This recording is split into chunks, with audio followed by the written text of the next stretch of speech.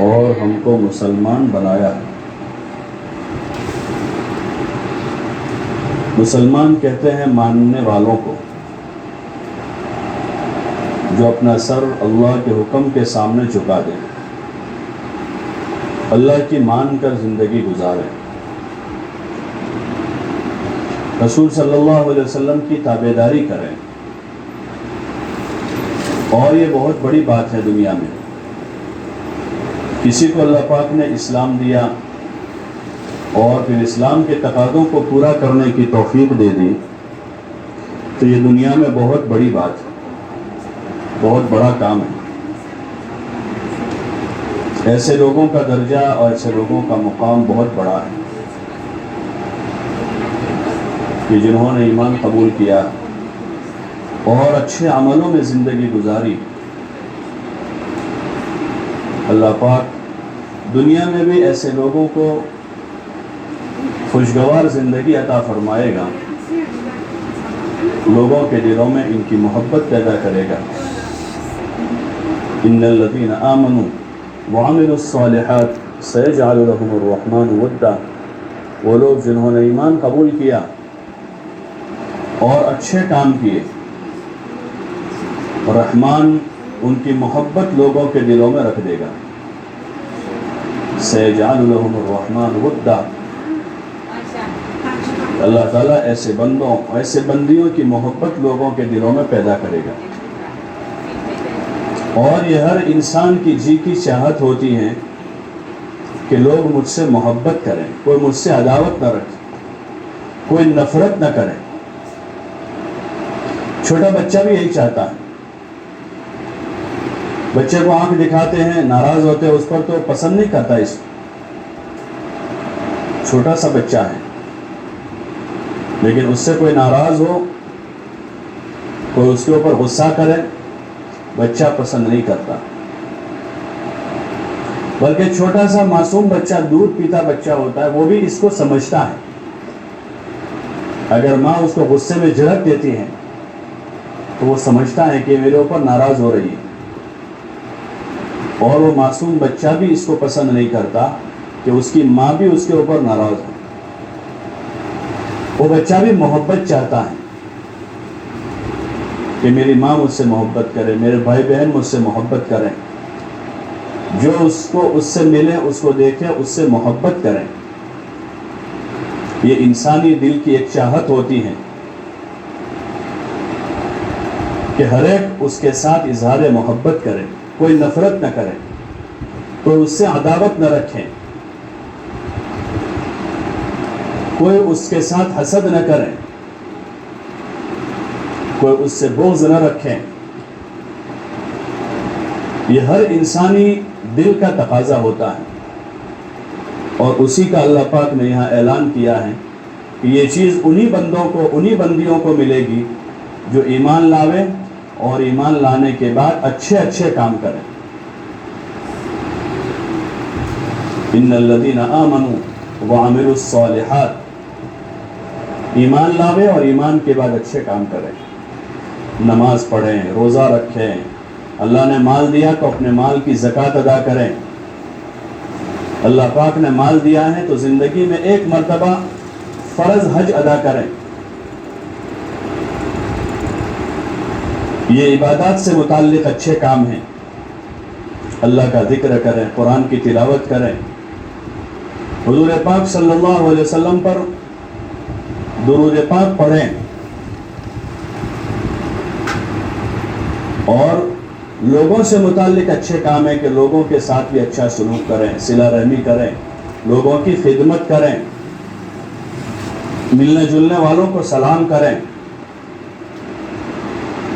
لوگوں کے ساتھ محبت سے پیش آوے، خندہ پیشانی سے ملاقات کریں، اپنا دل ایمان والے بندوں بندیوں سے متعلق صاف رکھیں۔ یہ اچھے کام ہیں۔ اپنے والدین کی خدمت کریں، رشتہ داروں کے ساتھ صلہ رحمی کریں، اپنے پڑوسیوں کا حق ادا کریں، اپنی اولاد کی بہتر تربیت کریں، دین میں ایک دوسروں کے مددگار بنیں، امر بالمعروف کریں، نہی عن المنکر کریں، یہ اچھے اچھے کام ہیں۔ ان اچھے کاموں کا لازمی نتیجہ یہ ہے کہ جو بھی کرے گا، چاہے مرد ہو، عورت ہو، فقیر ہو، امیر ہو، شہری ہو، دیہاتی ہو، جوان ہو، کوئی بوڑھا بوڑھی ہو، جو بھی یہ کرے گا اس کا لازمی نتیجہ یہ نکلے گا، اللہ پاک نے یہ وعدہ فرمایا ہے کہ میں ایسے بندیوں کی محبت اپنی مخلوق کے دل میں ڈال دوں گا۔ اور اس کی ابتدا اس طرح ہوتی ہے، حدیث جبریل میں اس کا تذکرہ کیا ہے کہ اللہ پاک جب اپنے کسی بندے سے یا اپنی کسی بندی سے محبت کرتا ہے تو وہ جبریل علیہ السلام کو بلا کر کہتا ہے کہ میں اپنے فلاں بندے سے، فلاں ابن فلاں سے، فلانی بنت فلانی سے میں محبت کرتا ہوں، تم بھی اس سے محبت کرو۔ حضرت جبریل علیہ السلام اس بندے بندی سے محبت کر کے 7ویں آسمان پر اس کا اعلان کرتے ہیں،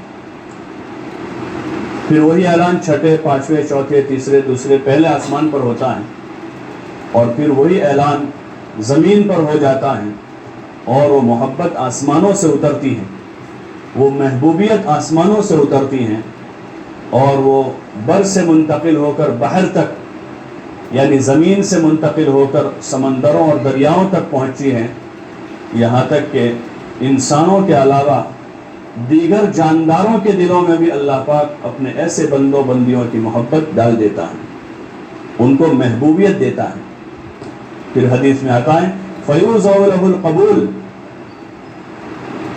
کہ ان کے لیے قبولیت کا فیصلہ ہو جاتا ہے کہ یہ ہمارے محبوب بندے ہیں، یہ ہماری محبوب بندیاں ہیں، یہ ہمارے مقبول بندے بندیاں ہیں۔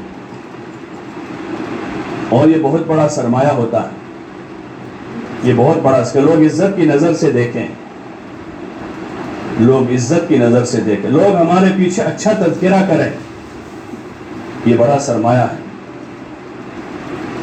بہت بڑی چیز ہے۔ لیکن اس کا دار و مدار انسان کے عمل پر ہے، اچھے عمل پر ہے کہ عمل ہم اپنا اچھا کریں، اپنے عمل کو سنواریں۔ تبلیغ کے اس کام کا پہلا اور بنیادی مقصد یہی ہے کہ ہر کام کرنے والا مرد، ہر کام کرنے والی بہن اس کام کے ذریعے سے اپنے عمل کو سنوار لیں، اپنے ایمان کو سنواریں اور اپنے عمل کو بنائیں۔ اپنے عمل میں جان پیدا کرنی ہے، ہر عمل میں جان پیدا کرنی ہے۔ اس کی اساس اور بنیاد ایمان ہے کہ جتنا ایمان دل میں ہوگا اس ایمان کے بقدر اعمال میں جان پڑے گی، جتنا بھی ایمان مضبوط ہوگا اتنی عمل میں جان پڑے گی۔ اس لیے پہلی محنت ایمان پر ہے کہ اللہ سے تعلق پیدا کریں، اپنے اللہ کو پہچانیں، اللہ سے ہونے کا یقین پیدا کریں، اللہ کے حکم کو پہچانیں، اور اللہ کے حکم کو حکم سمجھ کر حضرت نبی کریم صلی اللہ علیہ وسلم کے مبارک طریقے پر اس کو پورا کرنے کی کوشش کریں، اور اپنے عمل میں جان پیدا کریں۔ عمل میں جان پیدا کی جاتی ہے، ورنہ وہ کھوکھلا ہوتا ہے، وہ کھوکھلا ہوتا ہے۔ لیکن عمل کرنے والے کی محنت کوشش کے نتیجے میں اس میں جان پڑتی ہے، نماز میں جان پڑتی ہے، ورنہ نماز خالی اٹھک بیٹھک ہے، اس کا ظاہر تو وہی ہے، قیام کیا ہے، رکوع کیا، سجدے کیے ہیں، وہ اس کا ظاہر ہے، اور ایک نماز کے اندر جان ہے جس کو خشوع کہتے ہیں، کہ نماز میں خشوع ہے، دھیان ہے، اللہ کا استحضار ہے، اپنے مالک کے سامنے کھڑا ہونے کا ایک دھیان ہے کہ میں اپنے مالک کے سامنے کھڑا ہوں، میں اپنے مالک کے سامنے ہوں، اور وہ مالک جو کائنات کا مالک ہے، جو رب العالمین ہے، جس نے کائنات کو بنایا ہے، ایک بہت بڑی ذات ہے۔ دنیا میں ہم جن کو بڑا سمجھتے ہیں ان کا احترام کرتے ہیں، ان کی عزت کرتے ہیں، ان کے سامنے بولنے میں، اٹھنے بیٹھنے میں تمیز کرتے ہیں، ان کے احترام کو دل میں لیے ہوئے ہوتے ہیں، تو ان سے بات کرنے کا انداز بھی اس طرح کا ہوتا ہے۔ اور پھر جیسی وہ شخصیت کا بڑاپن ہے، اس بڑے پن کے اعتبار سے ان سے ایک امید اور ان کا ایک ڈر رہتا ہے دل میں، ان سے ایک امید بھی ہوتی ہے۔ ان کے پاس جس قسم کا فن ہے، ان کے پاس جس قسم کی صلاحیت ہے، اس صلاحیت سے فائدہ اٹھانے کی امید ہوتی ہے، اور ان کی شخصیت کا ایک رعب ہوتا ہے ہمارے دل پر، ان کی شخصیت کا ایک رعب ہوتا ہے۔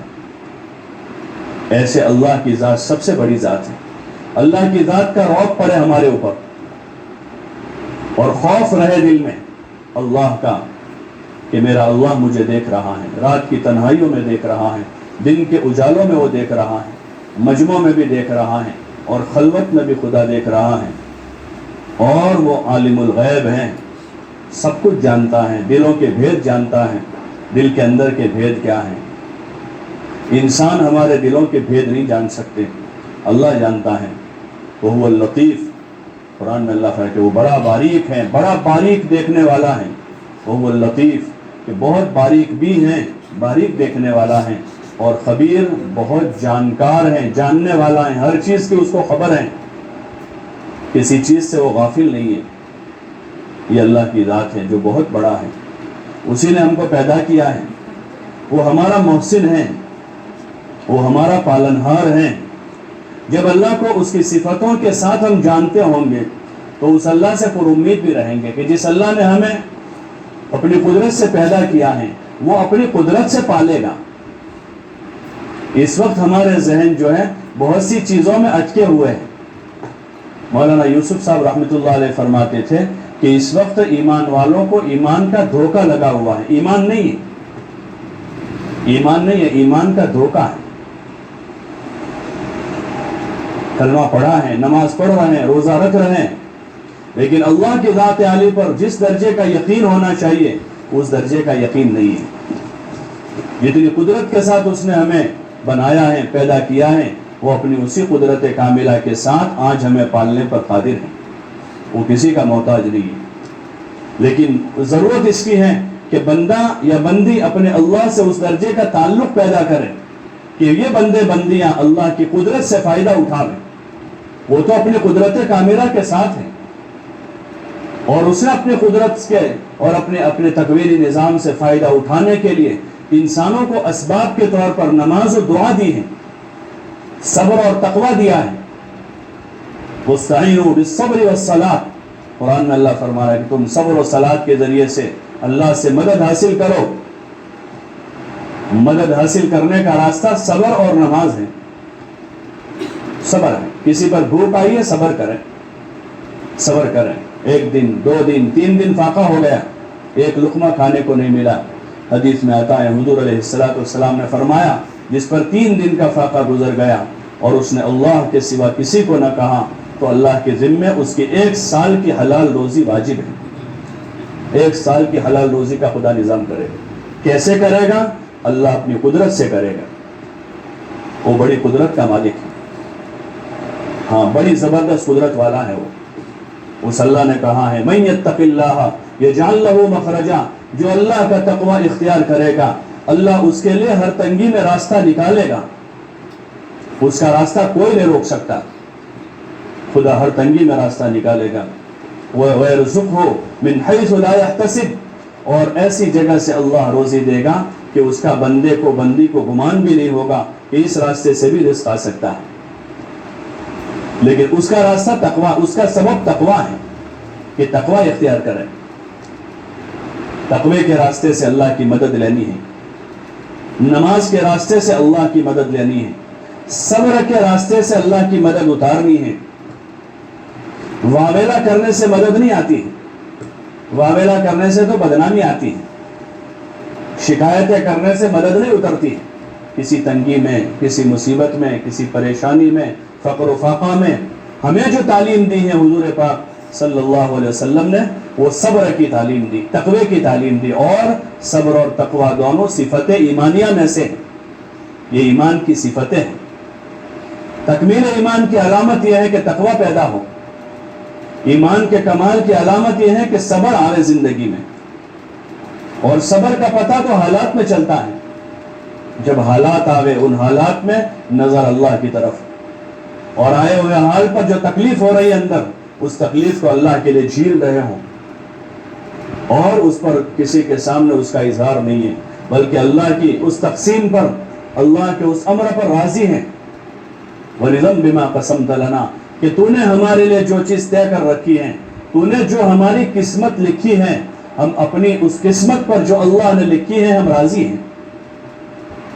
یہ ایمان کا بول ہے، یہ ایمان کا بول ہے کہ اللہ نے جو قسمت ہماری لکھی ہے اس قسمت پر ہم راضی. اگر اللہ ہماری اس قسمت پر راضی ہے تو ہم اللہ کی رضا پر راضی ہیں. ہمیں اس میں کوئی شکایت نہیں ہے کہ ہمارا رب ہم سے زیادہ مہربان ہے، وہ ہماری ماں سے 70 گنا زیادہ مجھ سے محبت کرتا ہے، تو اس نے جو چیز میری مقدر میں لکھی ہے اسی میں میرے لیے خیر ہے، اسی میں میری بھلائی ہے. اگر وہ کوئی مصیبت کی شکل میں ہے تو اس پر صبر کر کے میں صبر والا کردار ادا کروں، اور اگر اللہ نے کوئی خیر میری مقدر میں لکھ کر میرے حصے میں خیر پہنچائی ہے تو شکر والا کردار ادا کروں. یہ ایمان کا تقاضا ہے کہ کبھی صابر بن کر کبھی شاکر بن کر، یہ تقاضا ہے اپنے ایمان کا. اور یہ اچھا عمل ہے، یہ عمل صالح ہے کہ صبر والی زندگی ہے، شکر والی زندگی ہے. دنیا میں حالات یکساں نہیں رہتے ہیں، بدلتا بدلتا نظام ہے. وَتِلْكَ الْأَيَّامُ نُدَاوِلُهَا بَيْنَ النَّاسِ یہ اللہ کا فیصلہ ہے کہ ہم دنوں کو بدلتے بدلتے رہیں گے. دنیا میں یکساں دن نہیں رہیں گے. کسی کی مصیبت ہے تو مصیبت ہمیشہ نہیں ہوگی، اور کسی کی تکلیف ہے تو تکلیف ہمیشہ نہیں ہوگی. کسی کے لیے عزت لکھی ہے وہ ہمیشہ کی نہیں ہے، دائمی نہیں ہے. یہ ذلت سے بدل سکتی ہے، اور کسی کی ذلت ہے تو وہ دائمی نہیں ہے. توبہ کے راستے سے وہ عزت سے بدل سکتی ہے. یہاں کوئی چیز باقی رہنے والی نہیں ہے، ہر چیز یہاں فنا ہونے والی ہے. کل من علیہا فان اس دنیا پر جو کچھ ہے ان سب چیزوں کو فنا ہے. ہمارے ایمان کا تقاضا ہے کہ ہم اچھے عمل کے ساتھ اپنا کردار ادا کریں گے، مصیبت پر صبر کریں گے، صبر کے ساتھ اللہ کی مدد لیں گے، اور صبر کے ساتھ اللہ کی معیت لیں گے.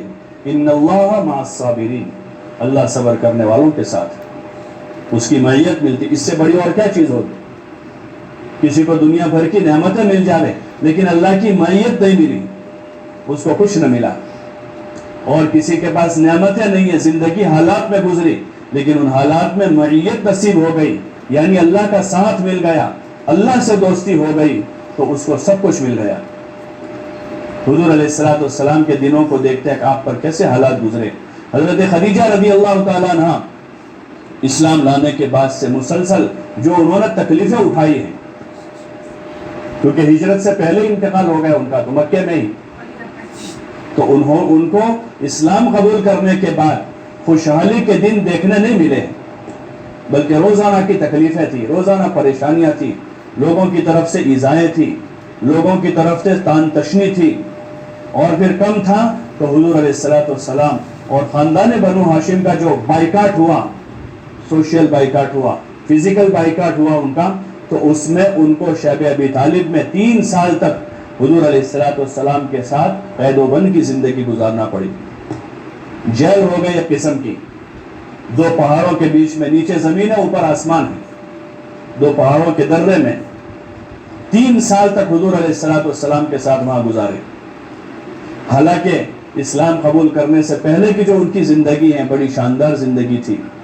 اللہ پاک نے بڑی صلاحیتوں سے نوازا تھا ان کو، بڑی ذہین و فتین خاتون، تجارت کا بہترین ملکہ تھا، اور اللہ پاک نے خوب مال عطا کیا تھا، اور ایک اچھی زندگی گزار رہی تھی. آزاد زندگی تھی، اپنی مرضی کی زندگی تھی، لوگوں میں محبت تھی، مکہ والوں کے درمیان میں ان کی بڑی عزت تھی حضرت خدیجہ رضی اللہ عنہ کی.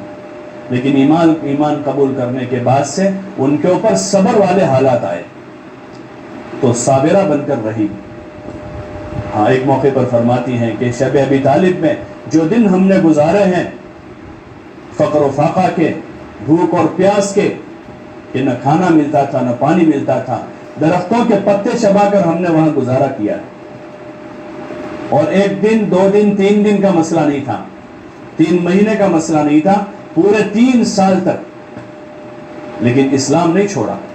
حالانکہ اسلام کا عمومی ماحول نہیں تھا، ان کی ماں مسلمان نہیں تھی، ان کا باپ مسلمان نہیں تھا، ان کے رشتہ دار مسلمان نہیں تھے، ابھی اسلام کا عمومی ماحول نہیں ہے، لیکن اسلام کو سمجھ کر قبول کیا تھا. ایمان کی حقیقت دل کے اندر اتری تھی تو وہ اندر ایک قوت تھی، اس قوت کی بنیاد پر آنے والے تمام حالات کو برداشت کیا اور پورے صبر کے ساتھ رہی، حضور علیہ السلام کا پورا ساتھ دیتی رہی، کبھی حرف شکایت زبان پر نہیں لائی، اور جو کچھ اللہ نے ان کو دیا تھا، جان مال صلاحیت، وہ سارا حضور علیہ السلام پر اور آپ کے دین پر لگا دیا، اپنا پورا مال لگا دیا، آپ پر اور آپ کے دین پر لگایا، اور اسلام کی بڑی خدمت کی انہوں نے، بڑی خدمت کی، اور اخیر تک ان کے حالات سازگار نہیں ہوئے، وہی صبر والی زندگی کے ساتھ دنیا سے رخصت ہو گئی۔ ایسے دیگر ازواج مطہرات کی زندگیوں کو دیکھتے ہیں کہ انہوں نے بحیثیت ایک خاتون ہونے کے، ایک عورت ہونے کے کیا کردار ادا کیا ہے، ہاں کیا کردار انہوں نے ادا کیا ہے۔ ان کی زندگیوں کو اس زاویے سے پڑھنا چاہیے کہ ان کا کیا کردار رہا، ان کے کیا کارنامے تھے، کیا کارنامے تھے۔ ان کے بھی حالات سازگار نہیں تھے۔ تو ام حبیبہ رضی اللہ عنہ ابو سفیان کی بیٹی ہیں رضی اللہ عنہ، اس وقت تک ابھی ابو سفیان مسلمان نہیں ہوئے، یہ مسلمان ہوئی ام حبیبہ، اور وہ مسلمان ہو کر ہجرت کر کے گئے حبشہ۔ کتنا بڑا کارنامہ ہے ان کا، باپ مسلمان نہیں ہے، ماں مسلمان نہیں ہے، خاندان میں اسلام نہیں ہے، لیکن کتنی بڑی ہمت کی ہے انہوں نے، ان کا کیا کردار رہا اسلام کے خاطر، کتنی بڑی قربانی ہے، معمولی چیز نہیں ہے، اپنے خاندان کو، اپنے گھر کو اسلام کے خاطر چھوڑنا۔ ہاں خواہشات کے خاطر چھوڑنے والی ہزاروں لڑکیاں دنیا میں ملے گی جنہوں نے اپنے خواہش کے خاطر ماں باپ کو چھوڑا ہے، لیکن اسلام کے خاطر چھوڑنے والیاں، جنہوں نے اپنے دین کو پسند کر کے، اللہ رسول کو پسند کر کے، اللہ رسول کے خاطر اپنے ماں باپ کو، اپنے خاندان کو، اپنے کنبے قبیلے کو چھوڑا، زبردست نظیر ہیں حضرت ام حبیبہ رضی اللہ عنہ کی زندگی میں۔ ایسے ازواج مطہرات اور ازواج کی زندگیوں کو دیکھیں ہم، اللہ پاک نے ان کو مثال اور نمونہ بنایا ہے امت کی خواتین کے لیے قیامت تک، کہ ان کی زندگیوں کو پڑھیں، سنیں، ان کی زندگیوں پر ہم غور کریں، ان کی زندگیوں پر غور کریں کہ انہوں نے، ان کے مقاصد کیا تھے، ان کے عزائم کیا تھے، ان کے ارادے کیا تھے، ان کے حوصلے کیا تھے، اور ہم موازنہ کریں اپنے عزائم اور حوصلے، اپنے ارادوں کا ان کے ارادوں سے، کہ ہمارے اور ان کے ارادوں میں کیا فرق ہے، ہمارے ان کے اور ہمارے حوصلوں میں کیا فرق ہے۔ جب ہم غور سے دیکھیں گے تو بہت نمایاں فرق نظر آئے گا۔ ان کے عزائم، ان کے ارادے اللہ کی رضا کے وقت، ان کے یہاں مقصود اللہ کی رضا ہے، حضور صلی اللہ علیہ وسلم کی رضا ہے کہ حضور راضی ہو جائے، ان کے مقاصد آخرت ہیں، وہ دنیا کی زیب و زینت نہیں چاہتی تھی۔ اس لیے جب ان کو اختیار دیا گیا ازواج مطہرات کو، فتح خیبر کے بعد جب وسعت ہوئی، فتوحات ہوئی، اور حضور علیہ السلام نے بہت زیادہ لوگوں پر احسان کیا اور مال دیا، ازواج مطہرات کو بھی ایسا لگا کہ شاید اب اللہ رسول کی منشا یہی ہوگی کہ ان کے پاس بھی مال و دولت ہو اور وہ بھی تھوڑی سی فراوانی والی زندگی گزاریں۔ انہوں نے بھی حضور علیہ السلام سے اس بات کی پیشکش کی کہ اب جیسے آپ نے اوروں کے ساتھ معاملہ کیا، ایسا ہمارے ساتھ بھی ہو اور ہمارے نفع میں کچھ اضافہ ہو۔ حضور علیہ السلام نے اس کو پسند نہیں کیا، اور اللہ کی بھی وہ پسند نہیں تھی، اس لیے آیتیں آ گئی قرآن میں ان کے لیے، ازواج کو اختیار دیا گیا کہ آپ کو اب اختیار ہے، آپ پسند کرو۔ اگر آپ کو چاہیے کہ دنیا میں زیب و زینت کے ساتھ اور مال و دولت کے ساتھ زندگی گزاریں، تو حضور علیہ السلام سے کہا کہ آپ کہیے ان کو، فتعالین امتعکن واسرحکن سراحا جمیلا، کہ میں تم کو مال و دولت اور دنیا کے اسباب دے دوں اور چھٹی کر دوں تمہاری۔ ازواج کو اس کا اختیار ملا تھا، ان کو سوچنے کا موقع دیا گیا، تو انہوں نے سوچا سمجھا اچھی طرح سے، اور سوچ سمجھ کر پھر فیصلہ کیا کہ ہم کو دنیا اور دنیا کی دولت، دنیا کا مال و متاع نہیں چاہیے، ہم کو اللہ رسول چاہیے۔ انہوں نے پسند کیا دین کو، مال دولت کو پسند نہیں کیا، اللہ رسول کو پسند کیا، اللہ رسول کے رضا والے کاموں کو پسند کیا۔ یہ ان کی سوچ ہے، وہ چاہتی تو دنیا پسند کر سکتی تھی، اور ایسا نہیں تھا کہ وہ فقیر گھروں سے آئی تھی۔ ام حبیبہ رضی اللہ عنہ جو ہے وہ ابو سفیان کی بیٹی ہیں جو مکے کے سردار تھے. حضرت عائشہ رضی اللہ عنہ وہ حضرت ابوبکر کی بیٹی ہیں جو مکے کے بہت بڑے سرداروں میں اور مکے کے بڑے مالداروں میں سے تھے. حضرت حفصہ حضرت عمر ابن خطاب کی بیٹی ہیں جو بہت بڑے آدمی تھے, بعد میں جا کر اتنی بڑی خلافت کے مالک بنے ہیں. حضرت صفیہ بنت حیی وہ یہودی سردار کی بیٹی ہے, بہت بڑے باپ کی بیٹی تھی وہ. اور حضرت خدیجہ رضی اللہ عنہ تو پہلے ہی انتقال کر چکی, جو بذات خود اپنی بہت بڑی حیثیت کی مالک تھی, لیکن اپنی پوری حیثیت انہوں نے اللہ کے دین کے پیچھے قربان کر دی اور اچھے عملوں کو ترجیح دی, اچھی دنیا کو ترجیح نہیں دی.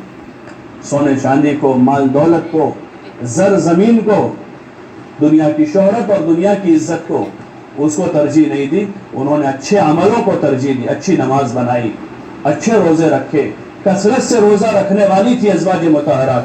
ان کے قصے پڑھتے ہیں کہ کثرت سے روزہ, حضرت شیخ رحمۃ اللہ علیہ نے فضائل حکایت صحابہ میں ازواج مطہرات کا تذکرہ کیا, ان کا تعارف کروایا ہے. کم از کم ہماری ایمان والی بہنوں کو اور کام کرنے والی خواتین کو خصوصاً اچھی طرح سے ان کا تذکرہ یاد ہونا چاہیے. حضرت خدیجہ کون تھی, ان کے والد کا کیا نام تھا, ان کا کیا کردار تھا, ان کی کیا خاص صفتیں تھیں. حضرت عائشہ کون ہے, ان کا کیا کردار رہا اسلام میں. حضرت حفصہ کون ہے, ان کی عادتیں کیا تھی, ان کا خاص ذوق کیا تھا. تو پتہ چلتا ہے ان سب کی زندگی کو پڑھ کر کہ ان کے دلوں میں ایمان پھوٹ پھوٹ کر بھرا ہوا تھا. ان کی زندگیاں تقوی سے معمور تھی. انہوں نے ہر پل صبر کیا ہے, ہر پل صبر کیا ہے, اور عبادت کی کثرت تھی ان کے وہاں. خالی 5 وقت کی فرض نماز نہیں اور آگے پیچھے کی صرف سنتیں نہیں, بلکہ کثرت عبادت تھی. اچھی لمبی تہجد پڑھنے والی اور صبح اشراق پڑھنے والی, اور جتنے نوافل کے فضائل حضور علیہ السلام نے بیان کیے ہیں ان فضائل کا اہتمام کرنے والی, اللہ کا ذکر کرنے والی, یہ ان کی صفتیں ہیں. اور کثرت سے صدقہ کرنے والی ازواج مطہرات کا کہ کثرت سے صدقہ کرنے والی ہیں. اتنا کثرت سے صدقہ ان کا تھا کہ حضور علیہ السلام ان کو 1 سال کا نفقہ دے دیتے تھے, سال بھر کا.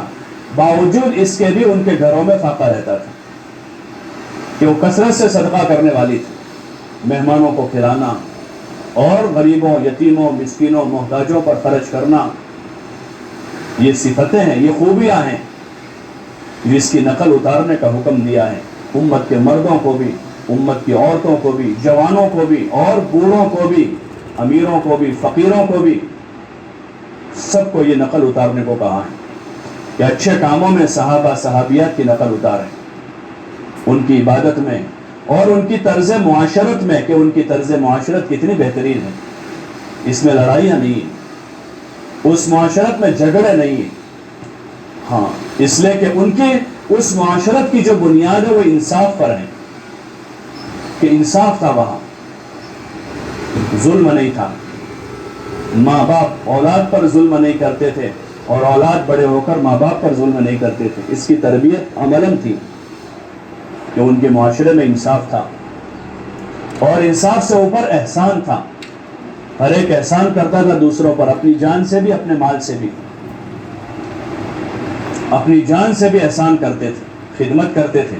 خود ازواج مطہرات کے جو واقعات ہیں کہ انہوں نے امت کی خدمت کی اپنی ذات سے. جن کو اللہ نے جانی طاقت دی تھی وہ اپنی ذات سے لوگوں کی خدمت کرتے تھے, کمزوروں کا خیال کرتے تھے, اور انصاف سے اوپر احسان کرتے تھے, اور احسان سے اوپر ایثار تھا. حضرت عائشہ نے 80,000 درہم صدقہ کر دیے. خادمہ نے کہا امی جان آپ کا روزہ تھا, کچھ گوشت خرید لیتے آج. تو کہنے لگی بیٹا مجھے تو یاد ہی نہ رہا, اپنی ضرورتیں بھول گئی, اور 80,000 درہم صدقہ کر دیے. بہت کم عمری میں بیوہ ہو گئی. اور عموماً ہم دیکھتے ہیں کوئی بیوہ عورت ہو جس کا کوئی پرسان حال نہ ہو, اس کو کتنی دنیا کی لالچ ہوتی ہے. عموماً ہمارے زمانے میں دیکھتے ہیں کہ اگر کوئی عورت بیوہ ہے, جس کا کوئی مستقل خرچہ دینے والا نہیں ہے, تو وہ عورت تو ہر وقت حریص ہوتی ہے کہ کہیں سے بھی کچھ مل جائے. زکوٰۃ دینے کے لائق ہوتی ہے پھر بھی زکوٰۃ وصول کر لیتی ہے. اس کے بعد سونا چاندی ہوتا، پیسہ ہوتا ہے، پھر بھی وہ کسی کی رقم بلا تحقیق لے لیتی ہیں، پوچھتی بھی نہیں کہ زکوٰۃ ہے کہ للہ رقم ہے۔ حضرت عائشہ رضی اللہ عنہ جوانی میں نوعمری میں بیوہ ہوئی ہیں، اور یہ ان کی بیوہ ہونے کے بعد کا قصہ ہے۔ حضرت امیر معاویہ نے ان کو 80,000 درہم بھیجے، صبح سے شام تک میں صدقہ کر دیے۔ یہ ان کا اچھا عمل ہے، یہ خوبی ہے ان کی، یہ حضرت عائشہ رضی اللہ عنہ کی خوبی ہے۔ حضرت عائشہ رضی اللہ عنہ نے جو عمر حضور علیہ السلام کے ساتھ گزاری، اس عمر میں حضور علیہ السلام سے اتنا علم سیکھا، اتنا علم سیکھا کہ امت کی عورتوں میں سب سے بڑی عالمہ فاضلہ حضرت عائشہ رضی اللہ عنہ ہے۔ حدیث کا بہت بڑا ذخیرہ جو ہے حضرت عائشہ سے مروی ہے۔ انہوں نے حضور علیہ السلام سے استفادہ کیا اور علم سیکھا، اپنا وقت برباد نہیں کیا، حالانکہ نوعمری ہے۔ اس نوعمری کے تقاضے یہی ہوتے ہیں، دوستی تعلق بنانا، سہیلیوں کے ساتھ بیٹھنا، کھیلنا کودنا، لیکن اس نوعمری میں حضور کے ساتھ رہ کر بہت سارا دین انہوں نے حاصل کر لیا۔ یہ ان کی زندگی سے ملتا ہے۔ اگر غور سے ان کی زندگی کو پڑھا جائے عائشہ رضی اللہ عنہ کو، تو اس میں سے بہت بڑے بڑے سبق ملتے ہیں۔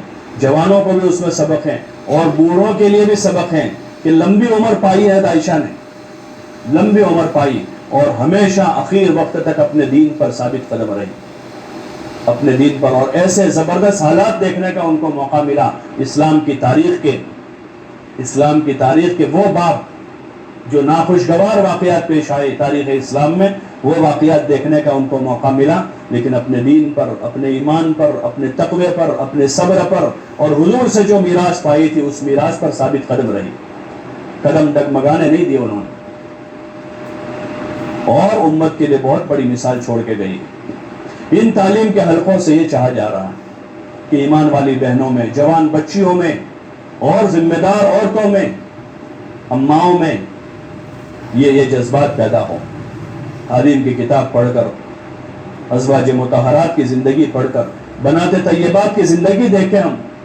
حضور کی بیٹیاں ہیں، سب سے بڑے باپ کی بڑی بیٹیاں، سب سے بڑے باپ کی بیٹیاں ہیں، حضرت زینب، حضرت رقیہ، حضرت ام کلثوم اور حضرت سیدہ فاطمہ رضی اللہ تعالی عنہن اجمعین، یہ سب سے بڑے باپ کی بیٹیاں ہیں، امام الانبیاء کی بیٹیاں ہیں۔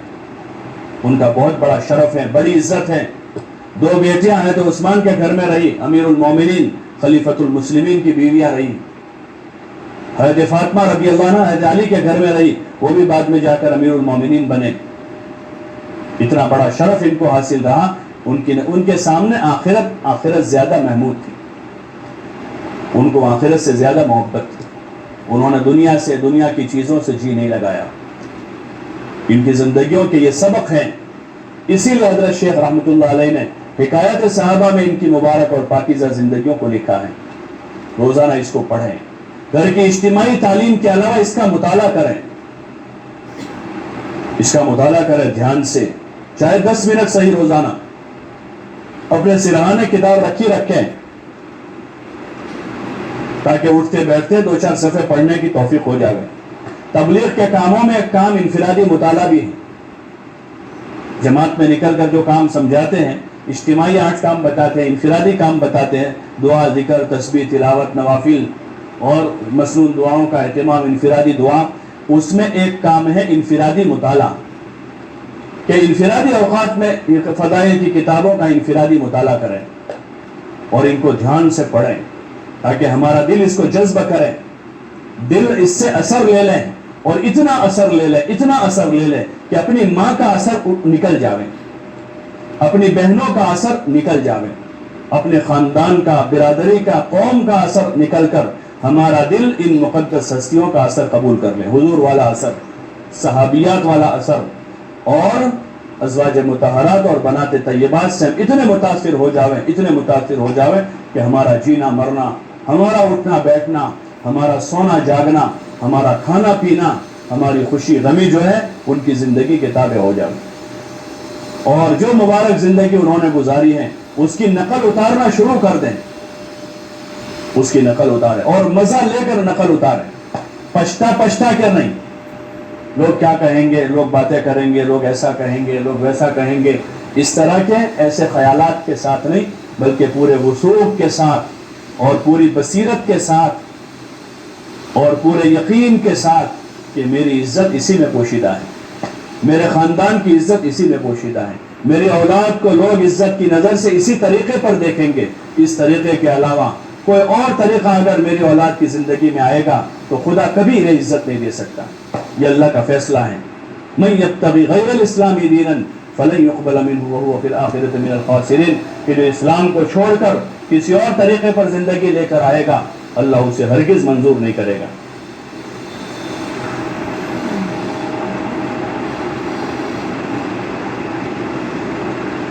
اس بات کا دل میں یقین ہو کہ جو طرز معاشرت ان مقدس ہستیوں کی ہے وہی طرز معاشرت میں خدا مجھے بھی عزت دے گا، میری اولاد کو بھی اسی میں عزت دے گا، میری آنے والی بہو کو بھی اسی سے عزت ملے گی۔ اچھے کمروں سے، اچھے فرنیچروں سے، اچھے کپڑوں اور اچھے جوتوں سے عزت نہیں ملا کرتی۔ حضرت عمر رضی اللہ عنہ کا وہ تاریخی جملہ جو فتح بیت المقدس کے موقع پر فرمایا تھا، جب وہ بیت المقدس فتح کرنے کے لیے پہنچے تو شہر میں داخل ہونے سے پہلے ایک صحابی رضی اللہ عنہ نے کہا کہ امیر المومنین آپ ایسی جگہ پر آئے ہو کہ یہاں کا کلچر کچھ الگ ہے، یہاں کی تہذیب الگ ہے، یہاں کے بڑے لوگ جو ہیں ذرا اچھا کپڑا پہنتے ہیں اور یہاں کے بڑے لوگ گھوڑے کی سواری کرتے ہیں۔ ہماری رائے یہ ہے کہ آپ ایک اچھا کرتا میرے پاس ہے، وہ کرتا آپ زیب تن فرما لیں، آپ وہ کرتا پہن لیں اور یہ گھوڑے کی سواری آپ اس پر سوار ہو جاویں۔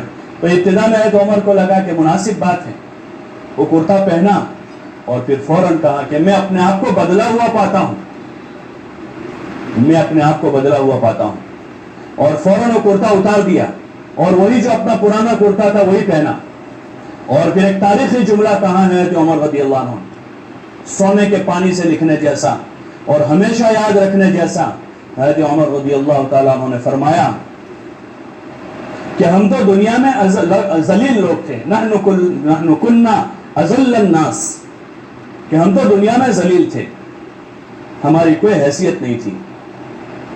نحن کنا اضل الناس اعزنا اللہ بالاسلام، کہ اللہ نے ہمیں اسلام کے ذریعے عزت دی ہے۔ لو نطلب العزت بغیر الاسلام اذلنا اللہ، کہ اگر ہم اسلام کا طرز زندگی چھوڑ کر کسی اور طریقے پر عزت تلاش کریں گے تو اللہ ہمیں دوبارہ ذلیل کر دے گا۔ یہ تاریخی جملہ ہے جو عمر نے فرمایا کہ اگر ہم اسلام کو چھوڑ کر کسی اور طریقے پر عزت تلاش کریں گے تو اللہ ہمیں دوبارہ ذلیل کر دے گا۔ اسلام کے مزاج میں سادگی ہے، اسلام کا مزاج سادہ ہے، اسلام کے مزاج میں جفاکشی ہے۔ اپنے بچوں کو، اپنی بچیوں کو، اپنے گھر کے مرد و عورتوں کو سادگی اور جفاکشی کے رخ پر لے جاویں، یہ کام سے مطلوب ہے۔ اس حکایت صحابہ میں، ان کے قصوں میں اس کے تذکرے ہیں، ان کی کیسی سادگی تھی کہ حضور کے گھر میں رہنے والی یہ ازواج مطہرات اور حضور کے گھر میں پلنے والی آپ کی مبارک بیٹیاں، ان کی زندگیوں کا جو بنیادی جز ہے کہ ان کی زندگیاں سادہ تھیں۔ سادگی کے رخ پر اپنے آپ کو لاؤ۔ ہر چلنے والی فیشن بازار کی وہ ہمارے کام کی نہیں ہے۔ یہ فیشن ایجاد کرنے والی کوئی متقی پرہیزگار عورتیں نہیں ہیں، وہ تو زمانے کی سب سے بڑی بدکار عورتیں ہیں جن پر ہمیشہ اللہ کی لعنتیں اترتی ہیں، ان کی ایجادات ہیں، ان کی ایجاد ہے یہ فیشن ہے۔ اپنے گھر کا ایک نظام ہو جو اسلام کے دائرے میں ہو۔ اللہ نے اچھا کپڑا پہننے سے منع نہیں کیا، اللہ نے حیثیت دی ہے اچھا کپڑا پہنے، لیکن تمیز والا ہو، ادب والا ہو، حیا والا ہو۔ یہ کوئی بات ہوئی کہ اللہ نے مال دیا ہے، پیسہ دیا ہے، تو اس پیسے سے اللہ کی نافرمانی کریں، اللہ کے سامنے بغاوت کریں، حضور کے طریقے کو چھوڑ کر جس طریقے کی بنیاد حیا پر ہیں اس طریقے کو چھوڑ کر حضور کے طریقے کے خلاف آپ کے دشمنوں کا طریقہ جس میں بے حیائی ہے، اس بے حیائی کے طریقے کو اپنے گھر میں داخل کریں۔ اپنی چھوٹی چھوٹی بچیوں کو ابھی سے ایسی لباس کی عادت بناویں جس میں آستینیں نہیں ہیں، یا تنگ آستینیں ہیں، یا چھوٹی آستینیں ہیں، ایسے کپڑے ہیں جو بالکل تنگ ہیں۔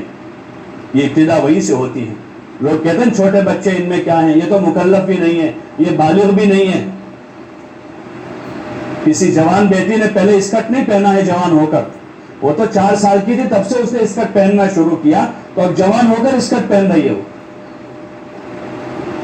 ہاں، یہی سے ابتدا ہوتی ہے۔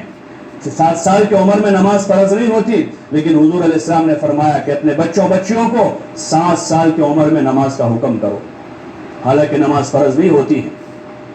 ابھی سے ان کو عادی بنایا جاوے حیا والا لباس پہننے کا، اپنے بچوں پر بچیوں پر رحم کریں۔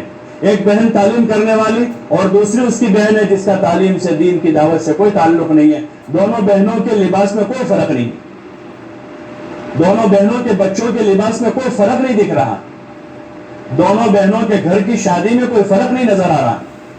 ایک بہن کو اللہ نے توفیق دی ہے، وہ تعلیم کے حلقوں میں جڑ رہی ہے، دین کی بات کہہ رہی ہے، دین کی بات بار بار سن رہی ہے، اپنے گھر میں حضور علیہ السلام صحابہ اور صحابیات کے واقعات کو پڑھ رہی ہے، اپنے بچوں کو سنا رہی ہے، لیکن اس بہن کے گھر کے طرز معاشرت میں، اور وہ بہن دوسری اس کی جس کے گھر میں دین نہیں ہے، جس بہن کی زندگی میں تعلیم اور دینی لائن کے کوئی مذاکرات نہیں ہیں، ان دونوں کی معاشرت تو ایک ہی ہے۔ حالانکہ ہماری اس محنت سے تو مطلوب یہ ہے کہ حضور علیہ السلام کی لائی ہوئی ہر چیز زندہ ہو جائے۔ آپ بہنوں سے ہماری گزارش ہے، درخواست ہے، ہم اپنی زندگی پر نظر ثانی کریں، اپنے لباس پر، اپنے طرز معاشرت پر، اپنی خوشی غمی پر ذرا نظر دوڑائیں، اور دوسری طرف موازنہ کریں حضرت خدیجہ، حضرت عائشہ، حضرت حفصہ، ام حبیبہ، زینب بنت خزیمہ، زینب بنت جحش اور دیگر ازواج مطہرات و بنات طیبات اور صحابیات کی زندگی پر ایک نظر وہاں دوڑا لیں، ایک نظر اپنی زندگی پر کریں، خود ہی ہمارا دل کہے گا، غیرت مند دل ہیں، اندر غیرت اجاگر ہو جائے گی، خود ہی اندر ندامت پیدا ہوگی اور توبہ کی توفیق ہو جائے گی، توبہ کی توفیق ہو جائے، اس لیے کہ توبہ تو دل سے ہی ہوتی ہے۔ موازنہ کریں اپنی زندگی کا کہ ہم جن مقدس ہستیوں کا تذکرہ کرتے ہیں، جن سے اللہ راضی تھا، جن سے اللہ کے رسول راضی تھے، اور جن کو اسوہ اور نمونہ بنایا گیا ہے، جن کی زندگی کا اتباع کرنے کو کہا گیا ہے، ان کی طرز معاشرت کو دیکھیں، ان کے نکاح کیسے ہوئے ہیں۔ حضرت خدیجہ رضی اللہ عنہ کا نکاح کیسے ہوا، اور ان کی بیٹی حضرت فاطمہ کا نکاح کیسے ہوا، کس سادگی کے ساتھ نکاح ہوا ہے، کہ کوئی وہاں پر کوئی کسی قسم کا کوئی شور و غل نہیں ہے، کوئی مرد و عورتوں کا اختلاط نہیں ہے۔ حضور علیہ السلام نے جمعہ کے دن مسجد میں خطبہ پڑھا، عقد کروایا، ایجاب و قبول کروا دیا، اور شام کو حضرت ام ایمن وغیرہ کے ساتھ ان کو رخصت کر دیا، اور پھر خود حضور علیہ السلام تشریف لے گئے اپنی بیٹی کے، اپنے داماد کے گھر پر، اور جا کر ان کو دعائیں دے کر واپس آ گئے، اور دوسرے دن حضرت علی نے ولیمہ کر دیا، لڑکی کی طرف سے کوئی دعوت نہیں ہوئی وہاں پر، حالانکہ حضور علیہ السلام کے بڑے تعلقات تھے، پوری امت سے آپ کے تو تعلقات تھے، اور آپ کے تو امت کے ساتھ سگے رشتہ داروں سے زیادہ تعلقات تھے۔ حضرت علی کی طرف سے ولیمہ ہو گیا، سادگی کے ساتھ وہ گھر آباد ہو گیا۔ وہ امام الانبیاء کی بیٹی ہیں، ہماری بیٹی کیا بیٹی ہے، ہماری بڑے باپ کی بیٹی ہے، سب سے بڑے باپ کی بیٹی تھی، وہ سب سے بڑے باپ کی بیٹی اور سب سے چہیتی بیٹی تھی۔ یہ رخ ہمارا ہو، دھیرے دھیرے ہم اپنی معاشرت کو تبدیل کریں، اپنے بچوں کی زندگی میں دین لانے کی کوشش کریں، اپنی بچیوں کی زندگی میں دین لانے کی کوشش کریں۔ جیسے دنیا میں وہ فیشن کے راستوں سے چلنے والی بے حیائی کی شکلیں ہیں، اس کے مقابلے میں ہم حیا والے لباس کو چلا لیں کہ جس میں آستینیں مکمل ہو، دامن چوڑے ہوں، ازار ٹھیک ٹھاک ہوں، جس لباس سے سطر چھپتا ہو، ایسا کوئی پیٹرن بنا لیں۔ جو عورتیں سینہ جانتی ہیں وہ ایسا پیٹرن تیار کریں کہ جس میں لباس سطر چھپانے والا ہو، سطر چھپانے والا لباس، حیا والا لباس، ایک درجے کا پردہ گھر کے محرم مردوں سے بھی ہے، خالی غیر محرم سے نہیں ہے، غیر محرم سے تو پورا پردہ ہے، غیر محرم سے تو پورا ہی پردہ ہے، لیکن گھر کے جو محرم ہیں، ابا ہیں، بھائی ہیں، بیٹا ہے، چچا ہیں، ماموں ہیں، دادا ہیں، نانا ہیں، ان سے بھی ایک درجے کا پردہ ہے۔ اور یہ جو لباس آج کل رائج ہو رہا ہے، جو لباس ہے، آپ خوب زیادہ جانتی ہیں، ہم سے زیادہ جانتی ہیں، ان برائیوں کا تذکرہ کرنے کی ضرورت نہیں ہے۔ وہ لباس گھر میں پہن کر اپنے بھائیوں کے سامنے بہن ہے، کیا ایک غیرت مند عورت کے لیے، ایک غیرت مند بیٹی کے لیے گوارا ہو سکتا ہے کہ ایسا لباس پہن کر اپنے باپ کے سامنے بیٹی آ رہی ہے، یہ لباس پہن کر اپنے ماموں اور چچا کے سامنے بیٹی آ رہی ہے، اور وہی لباس پہن کر پھر وہ لڑکی اپنے گھر سے باہر محلے میں ہے. ان حلقوں سے چاہا جا رہا ہے کہ گھر کی معاشرت میں سادگی آوے، زندگیوں میں حیا آوے. جہاں ایک طرف نماز روزہ زندہ ہو، وہاں دوسری طرف حیا زندہ ہو، پردہ زندہ ہو. خالی برقع ہے، اس برقعے سے آگے ترقی کر کے اب شرعی پردے کے رخ پر جاویں کہ پہلے زیادہ اہتمام نہیں تھا، غیر محرم سے، گھر کے جو قریبی غیر محرم سے ان سے پردہ نہیں تھا. اب آگے بڑھ کر توبہ کی اور آگے بڑھے کہ اب دھیرے دھیرے اپنے پردے کو مضبوط کریں. اپنی معاشرت میں حیا کو لانے کا یہی راستہ ہے. پھر ماں سے بیٹیوں میں حیا جائے گی، بڑی بہن سے چھوٹی بہنوں میں جائے گی، بھابھی سے بھابھی کے ذریعے سے دوسری بھابھی میں جائے گی، اور اسی طرح ایک ماحول تیار ہوگا حیا کا اور شرم کا، اور اسلامی معاشرت کو وجود ملے گا.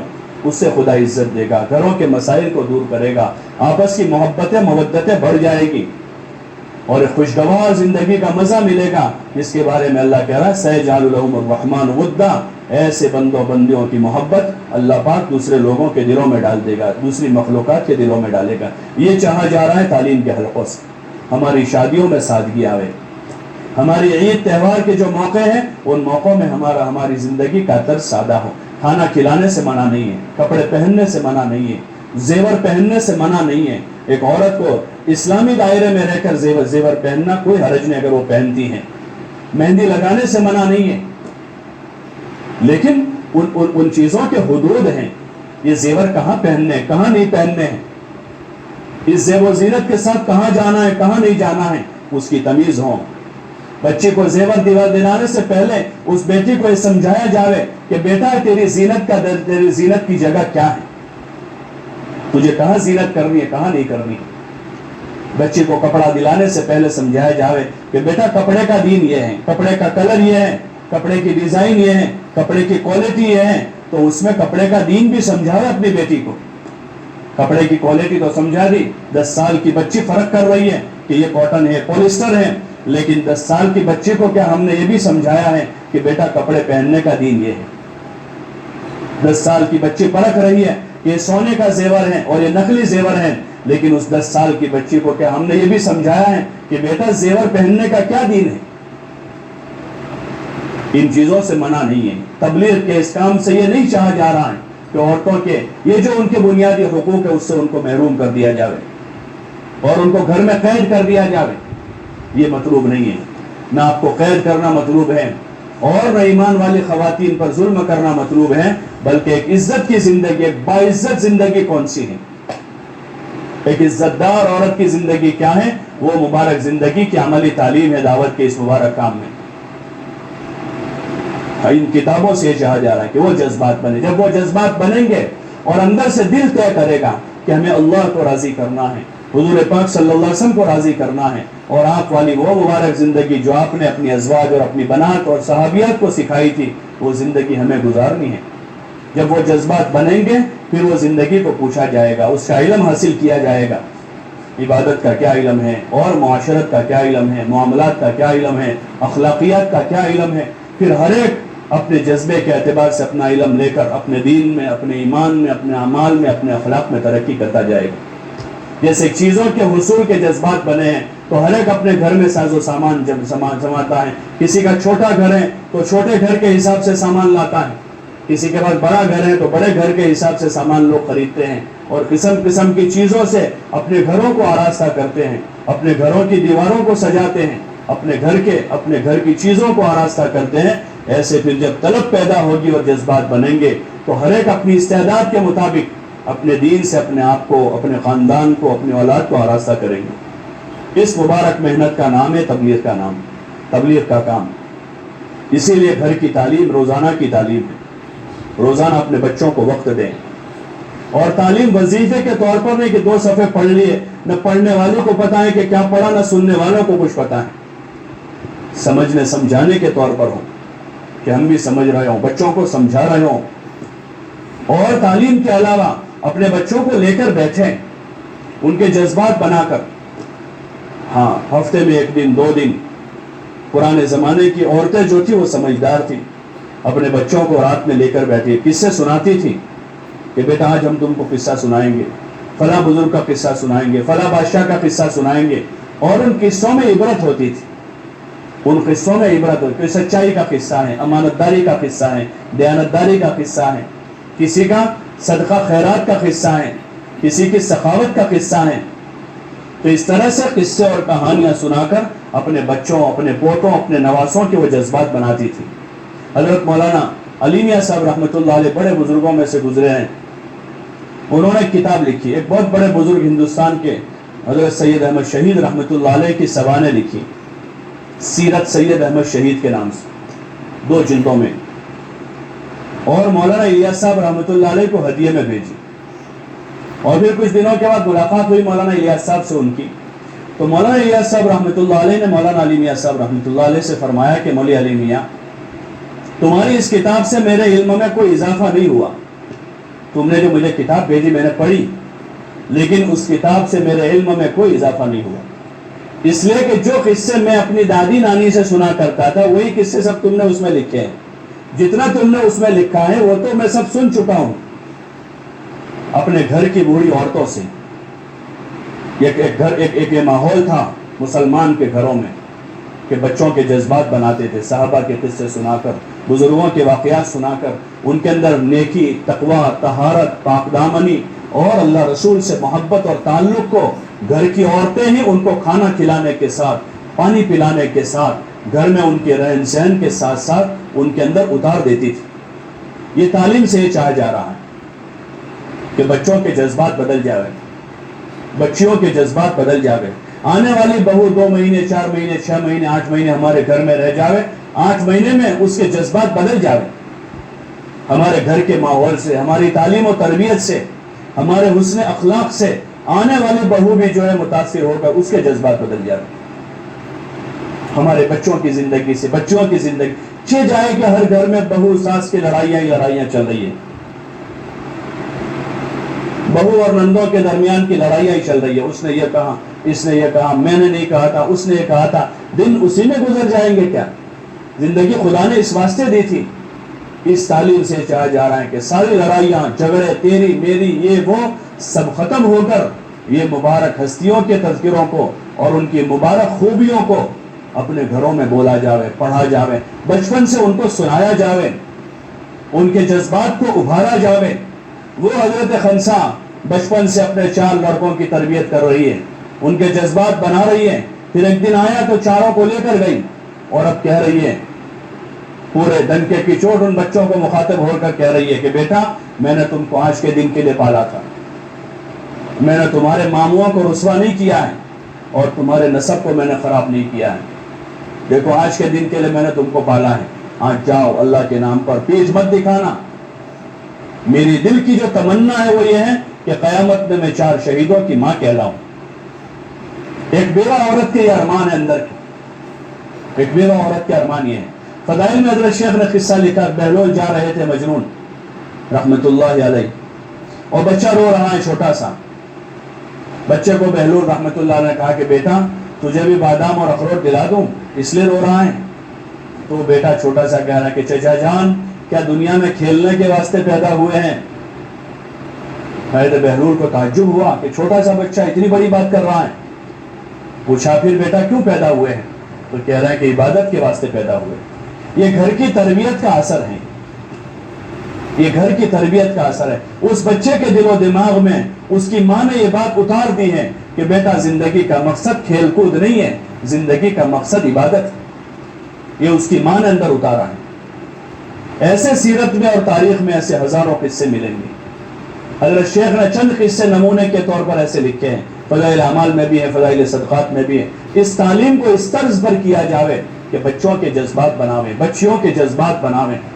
گھر کے بڑے بوڑھے ہیں تو ان کے بھی جذبات بناویں, ان کو اس نوعیت کے قصے سناویں, ایسی فضائل کی حدیثیں سناویں, اور گھر میں اس کا عملی ماحول بناویں کہ عبادت کے ساتھ ساتھ ہماری طرز معاشرت اور ہمارے معاملات میں درستگی پیدا ہو, ہماری جہالت دور ہو, جہالت دور ہو جاوے.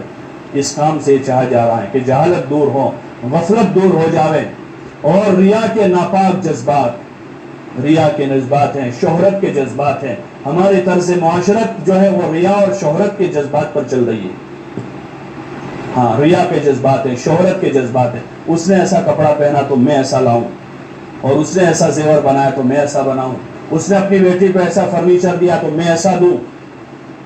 یہ سارے شہرت کے جذبات ہیں, ناپاک جذبات ہیں, نام کرنے کے, شہرت کرنے کے جذبات ہیں. ان جذبات سے اپنے آپ کو پاک کرنا ہے, جو اس کام کا حصہ ہے. ان ناپاک جذبوں سے اپنے دلوں کو صاف کریں کہ اللہ کے لیے ہمارا جینا مرنا, کھانا پینا, اٹھنا بیٹھنا, سونا جاگنا, شادی بیاہ, لینا دینا, سب خالص اور خالص ایک اللہ کے لیے. قل ان صلاتی و نسکی و محیای و مماتی للہ رب العالمین. کہ ہماری جانی عبادتیں, مالی عبادتیں, ہمارا جینا, ہمارا مرنا صرف اور صرف رب العالمین کے لیے ہے. باقی ہم دنیا میں کچھ نہیں چاہتے, اللہ کی رضا چاہتے ہیں.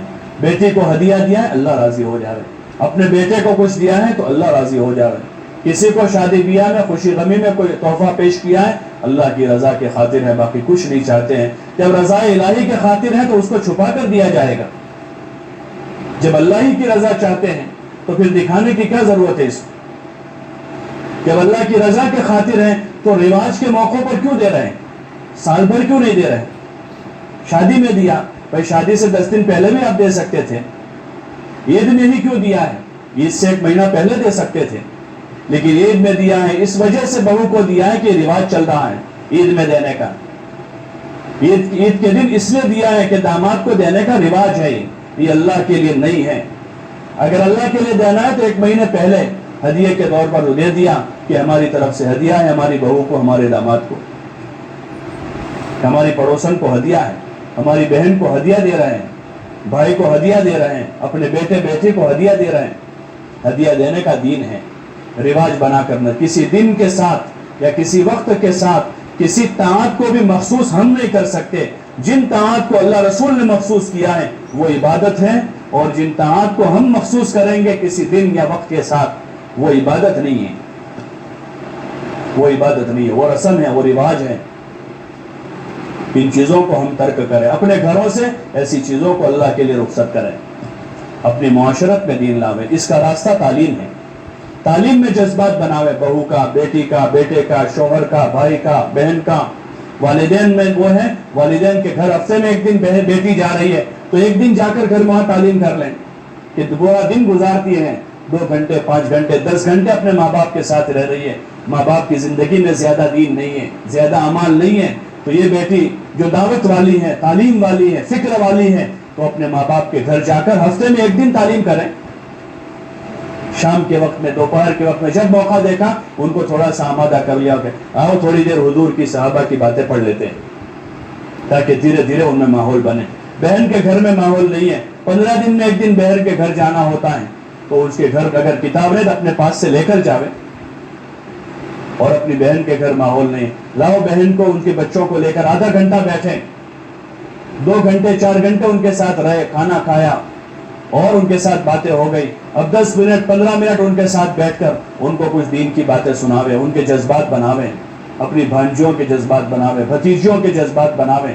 اس تعلیم کے حلقے سے چاہا جا رہا ہے کہ ہماری کام کرنے والی بہنیں جو ہیں اپنی انفرادی زندگی میں دعوت والی بنیں, اپنی عبادت اور اپنے معمولات کو پورا کرتے کرتے اپنی گھر کی چار دیواری میں دعوت کی فکر کے ساتھ زندگی گزاریں. ملنے جلنے والوں کو دعوت دیں, اپنے گھر کی خواتین کو دعوت دیں, اپنے محرم مردوں کو دعوت دیں, اور جتنا پھر موقع مل جاوے کسی کے گھر ہم پہنچے, کوئی ہمارے گھر آیا ہے تو ہماری مجلس جو ہے دین کی بات سے, امر بالمعروف اور نہی عن المنکر سے خالی نہ ہو. امر بالمعروف کریں اور حسن اسلوب سے کریں, محبت سے کریں, سمجھانے کے طور پر کریں, تواضع اور عاجزی سے کریں, تاکہ وہ بات دل تک پہنچ جاوے, دعوت کی خوبی پیدا ہو. اس کے لیے کہا جاتا ہے کہ 6 صفات کا مذاکرہ کریں. ہلکے کے موقع پر جن بہنوں کے ذمہ مشورے سے طے ہو کر آیا ہے وہ بہنیں خود ہی اہتمام کریں. نہیں آتا شروع کریں, تھوڑا تھوڑا ہو کے وہ کرنے کی عادت ہو جائے گی. اللہ سے مدد مانگے کہ اللہ مجھے نہیں آتا ہے, تو ہی سکھا دے, تو ہی سمجھا دے. تھوڑا تھوڑا مذاکرہ شروع کریں. اپنے گھر کی تعلیم میں روزانہ کریں گے تو ہفتے کی تعلیم میں 6 دن جس عورت نے, جس بہن نے اپنے گھر میں مذاکرہ کیا ہے, 7ویں دن وہ ہفتہ واری تعلیم میں مذاکرہ آسانی سے کر سکتی ہے کہ 6 دن یہاں اپنے گھر میں کیا ہے. تو 7वें दिन मुज़ाकरा वहाँ आसान हो जाएगा। इसलिए हिम्मत के साथ बोलें, दीन की बात कहें, कहने सुनने में कमी न करें। मौलाना यूसुफ साहब रहमतुल्लाह अलैह फरमाते थे कि समझाने में कमी न करें। समझाना हमारे जिम्मे है, हिदायत अल्लाह के हाथ में है, लेकिन अल्लाह किसी की मेहनत को रायगा नहीं जाने देता। हम बोलते रहेंगे, समझाते रहेंगे। इस बेदीनी के माहौल में, रस्म व रिवाज के माहौल में हम सुन्नत की बात करेंगे, अल्लाह के हुक्म की बात करेंगे, हुजूर के मुबारक तरीके की बात करेंगे, पूरी कुव्वत से बात करेंगे। माहौल से हम मुतासिर न हो कि रिवाज बहुत आम हो गए हैं, रसूमात बहुत फैल चुकी हैं। अल्लाह की बात में ज़बरदस्त ताकत है, बहुत तासीर है।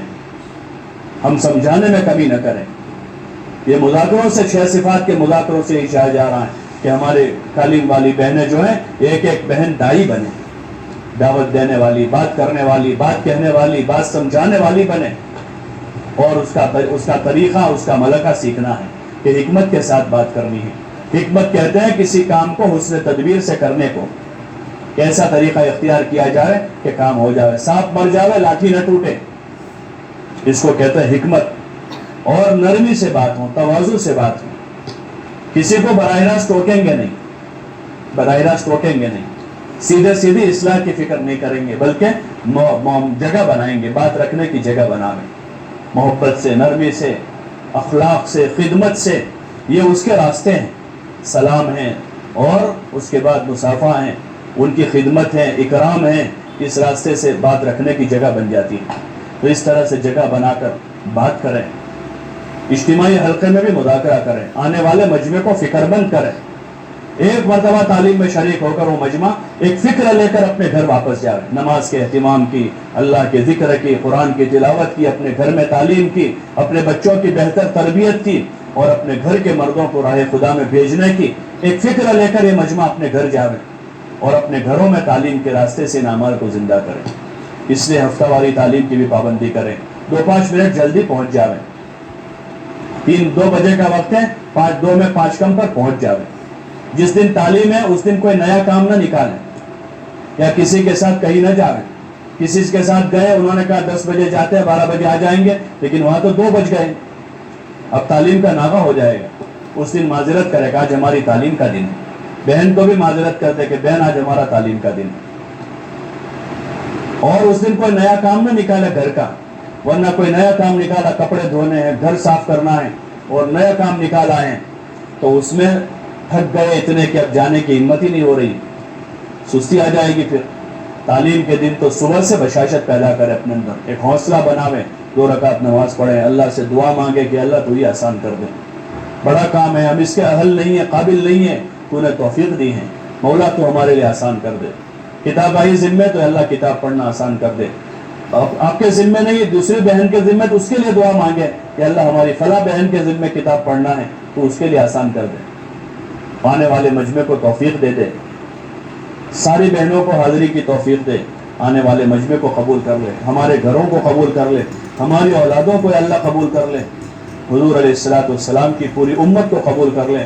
ऐसे चंद जुमले दुआ के अल्लाह से कहकर निकले, वक्त पर पहुंच जावे, तालीम खत्म हो, वक्त पर वापसी कर ले। जिस काम के लिए घर से निकले हैं वापस अपने घर लौट जावे।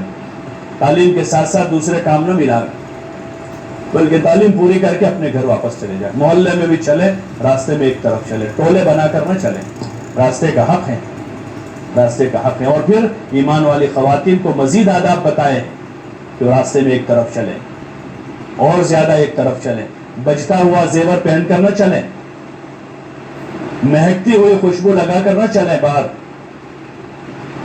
औरतों को इससे मना किया कि बजता हुआ जेवर है, जिसकी आवाज है, खनखनाहट है, ऐसा जेवर न पहने बाहर। और महकती हुई, जिसकी खुशबू ज्यादा फैल रही हो, ऐसी खुशबू लगाकर बाहर न निकले, रास्ते में एक तरफ चले, हया के साथ चले, पूरे पर्दे में हो, रास्ते में बातें न करो जोर जोर से और कहकहे न लगावे। बातें हुई, कहकहे लगे हैं, लोगों तक इसकी आवाज पहुंची है। तो इन चीजों से परहेज करें और घर से गए तालीम के लिए, तालीम पूरी करके वापस जाओ और एक फिक्र लेकर वापस लौटे, एक दर्द लेकर वापस लौटे कि अब हमें इस काम को अपना काम बनाना है। अपनी ज़ाती इबादत, अपने अमाल और अपनी घरेलू जिम्मेदारियों को पूरा करते हुए दीन की मेहनत को, दीन की दावत को फिक्र के साथ, जैसे अज़वाज मुतहरात اور بنات طیبات اور صحابیات اور امت کی ایسی ہزاروں لاکھوں خواتین گزری ہیں جنہوں نے دین کی بڑی خدمت کی ہے، جن کو اللہ پاک نے دین کو دنیا میں پھیلنے کا بڑا ذریعہ بنایا ہے. ان ماؤں بہنوں کی طرح ہمیں اپنی زندگی گزارنی ہے اور اللہ سے اس کی توفیق مانگنی ہے. اس کے لیے بزرگوں نے تعلیم کے علاوہ جو ترتیب قائم کی، مستورات کی کہ ہر تیسرے مہینے 3 دن لگاویں، سال میں ایک مرتبہ 10 دن لگاویں، اور ہر 2 سال کے بعد تیسرے سال 40 دن لگاویں. چلہ لگائیں وہ بیرون کے لیے 2 مہینے کی ترتیب اپنی بناویں. یہ مستورات کے کام کی ترتیب اور نظام ہے کہ جن کو جو سہولت ہے تو وہ اس ترتیب کے ساتھ اپنا کام کرتی رہے. عذرا کے زماں عذرا ہے، بچہ چھوٹا ہے یا اور کوئی ایسا عذرا ہے کہ جوان بیٹیاں گھر میں ہیں تو اپنے گھر میں رہ کر اعمال کرتی رہے. اور باقی اللہ نے موقع دیا، فرصت دی ہے تو اس ترتیب پر آ کر اپنے کام میں آگے بڑھیں. اپنے گھر کے مردوں کو بھی راہ خدا میں نکلے. اس وقت تھوڑی دیر 5 منٹ کے لیے آپس میں حلقے لگا دیں. جن کے سہ روزہ ایک ہی بار لگا، 2 مرتبہ لگے ہیں، تیسری مرتبہ 3 دن لگاویں. جن کا عشرہ باقی ہے تو عشرے کی نیت کریں. عشرہ لگے ہوئے سال ہو گیا، اب اس سال کا عشرہ دیا کریں. اور جن کا چلہ باقی ہے یا چلہ لگے ہوئے 2 سال گزر گئے ہیں تو چلے کی نیت کریں. اسی طرح جن بہنوں کے چلے لگے ہیں وہ بیرون کے لیے اپنے نام پیش کریں. 5-7 منٹ تشکیل کر لیں، پھر اس کے بعد دعا کر لیتے انشاءاللہ.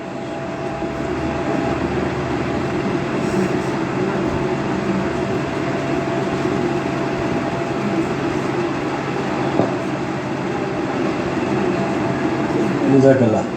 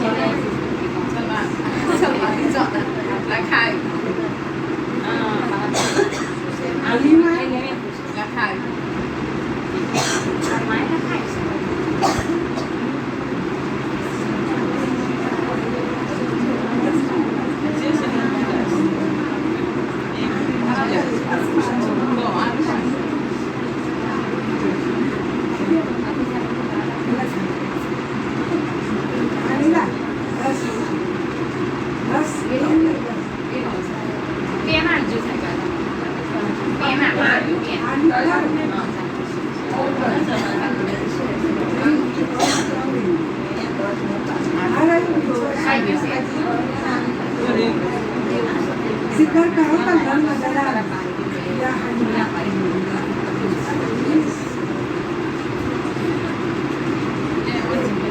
تمہارا نہیں سر لینا لگا آئی سے نہیں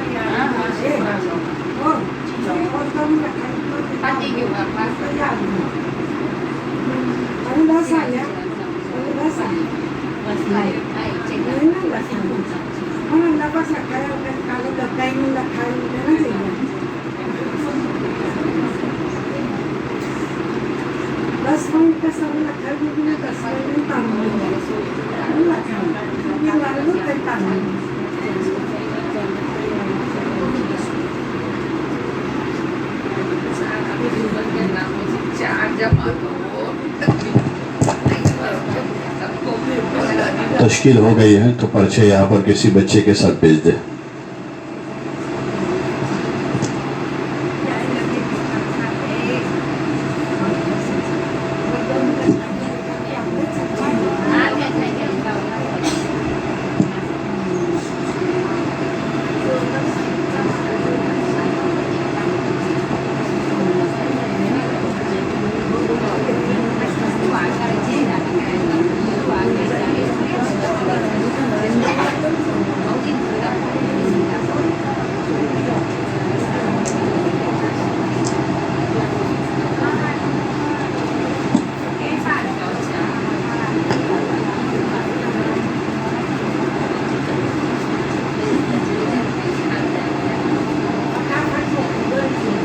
جنہوں نے نیت کی اللہ پاک ان کا نکلنا آسان فرماوے.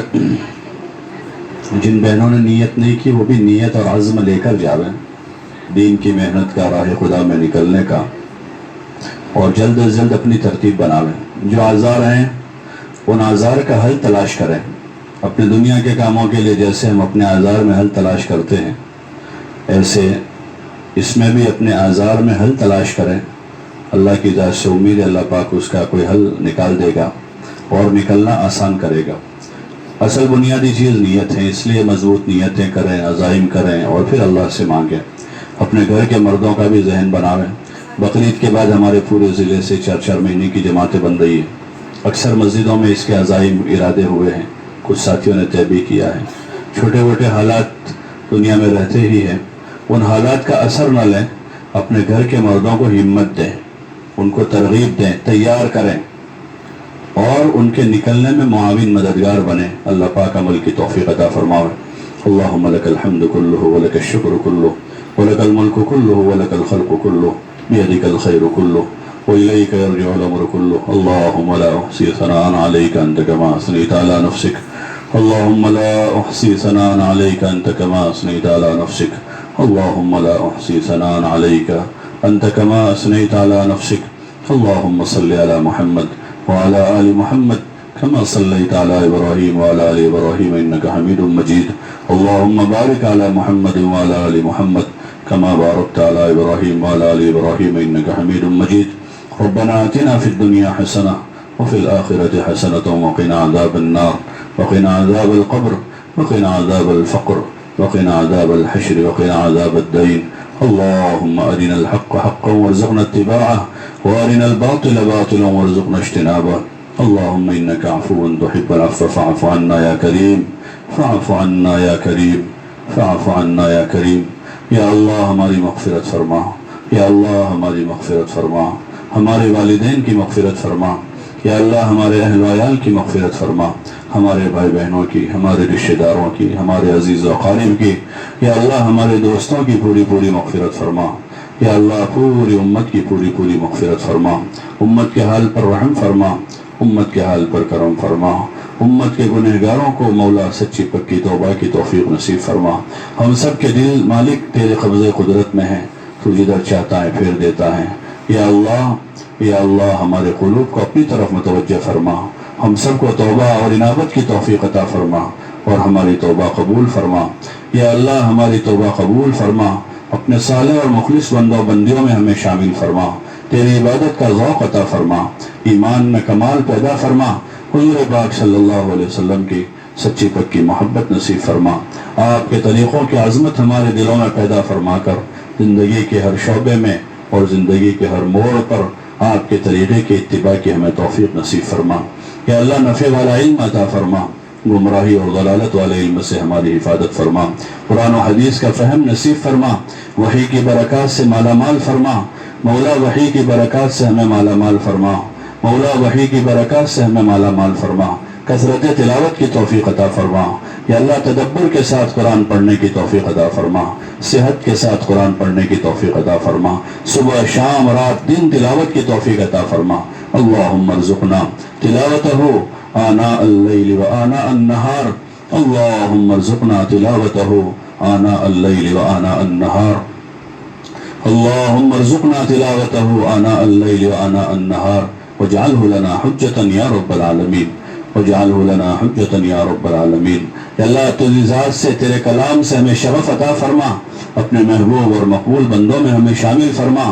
مولا اپنے محبوب اور اپنے مقبول بندوں میں شامل فرما، اپنے ذات عالی کی معرفت عطا فرما، اپنی معرفت کا نور ہمارے دلوں میں پیدا فرما، تمام قسم کے رضائل سے ہمیں پاک صاف فرما. یا اللہ کفر و شرک سے، نفاق سے، حسد اور کینے سے، بغض اور عداوت سے، حب جاہ اور مال کے ناپاک جذبات سے، یا اللہ ریا اور شہرت کے ناپاک جذبوں سے ہماری حفاظت فرما، شمائل سے ہمیں آراستہ فرما.